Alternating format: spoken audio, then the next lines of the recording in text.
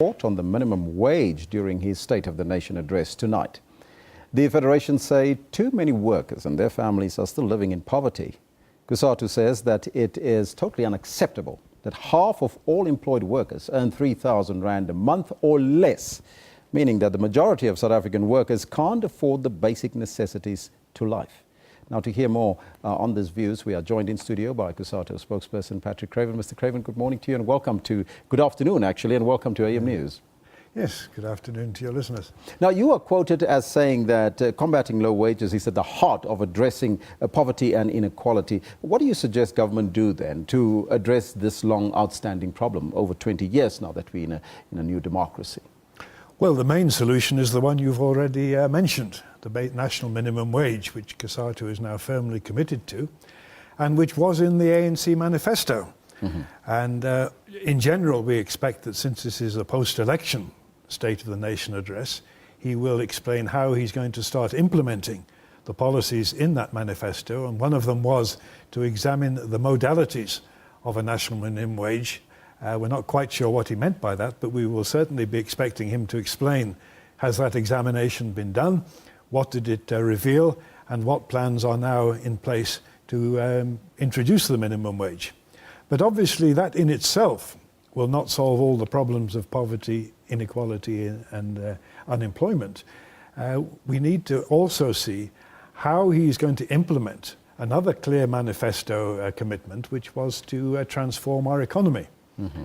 And in particular, we want clarity as to how this is going to be done, because we've been talking about transforming the economy for some time, but the statistics show that we're not making much progress. Unemployment is still going up.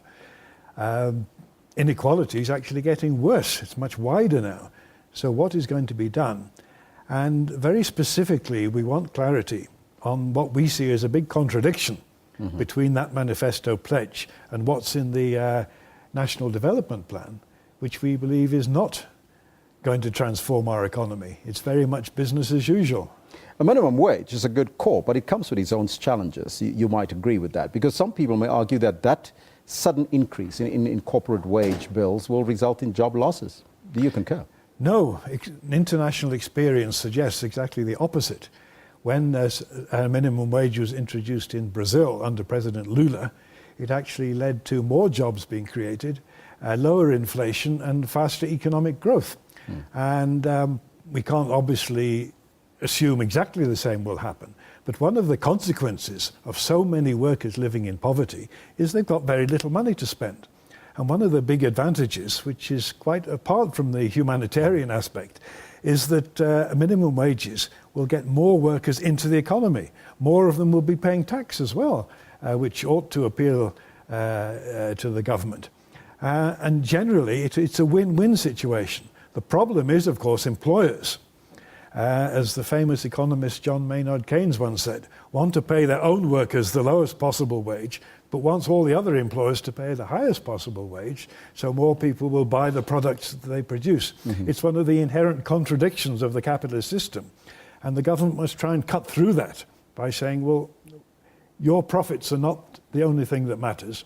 There is a wider common good which will be served by improving the living standards of workers. What is your response to another assertion that South African workers in general and the labour force here has a far higher wage compared to their output contribution? No, the statistics show exactly the opposite. Productivity has been rising. In other words, workers are contributing more, and yet the amount they get back, their share of the wealth, has been falling. So it simply doesn't bear fruit. And in any case, we've always argued that if a firm has low productivity, that's a management problem. You can't blame the workers for the fact that the firm isn't being run efficiently. Now, another issue that Cosatu is hoping is that the President will announce a scrapping of the privatization of the country's public highways in the form of the disastrous e-tolling that we've seen here in Gauteng. How feasible do you think that is, though, or possible that he would announce that? Well, strangely enough, until 2 days ago, I thought it was a long shot, but nevertheless it's still important.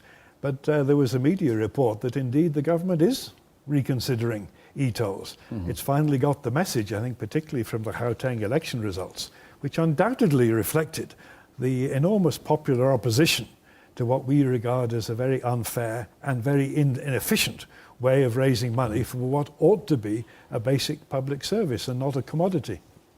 Now, the AMCU strike, as we are all hopeful that a deal will be inked today. Now, the Federation is also hoping that the President will announce an independent commission of inquiry into the mining industry. Why do you want an independent inquiry into the mining industry? Well, this is a demand we first raised immediately after the Marikana incidents, because while we welcomed the Farlam Commission, we felt it was too much confined to the immediate issues, and that the AMCU shootings, and we would now say the AMCU strike, were symptomatic of a much broader problem. And so we want an investigation into the mining industry, the migrant labour system, labour relations, low pay, health and safety, housing conditions in the surrounding areas, and also where it relates to the economy generally. Are the mining companies contributing towards economic transformation, or are they simply exporting their goods and their profits to other countries with no benefit, not just to their workers and the communities, but even to the country as a whole? And in closing, Mr. Patrick Craven, the State of the Nation address is tonight. What is the main message that you want the President to highlight tonight? Carry forward the economic transformation, which the ANC conference clearly came out in favour of. Yes. Create jobs and improve living standards of all South Africans by a national minimum wage. Mr. Craven, thank you so much for your time and coming into AM News. Thank you.